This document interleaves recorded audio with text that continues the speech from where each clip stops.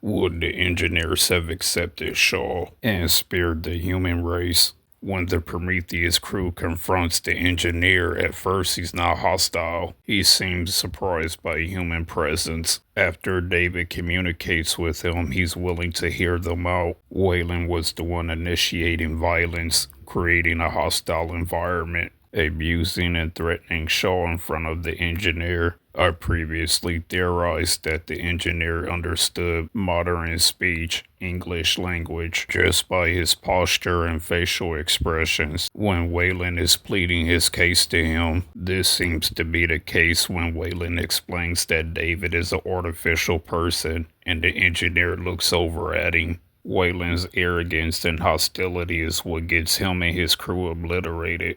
The engineer was probably thinking, 2,000 years later and these guys still haven't changed. Technological advancement, yeah, these guys might be a problem.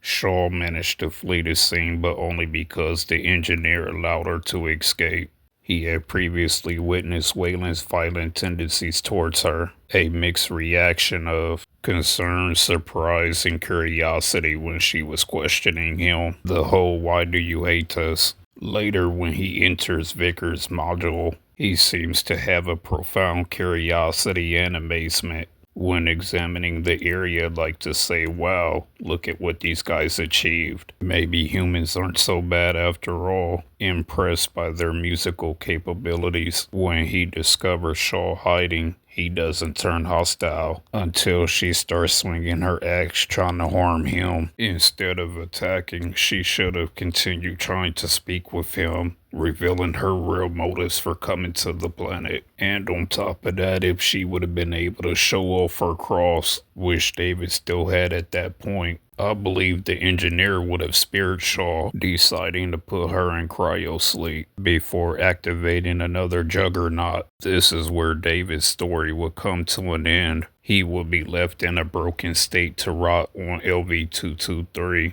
Meanwhile, Shaw would be taken back to Planet 4, finally getting the answers she desires, learning of the engineer's ways before being sent back to Earth as a last chance for the human race to redeem itself, to start walking the right path again. Basically, Shaw would become the second coming of Jesus Christ.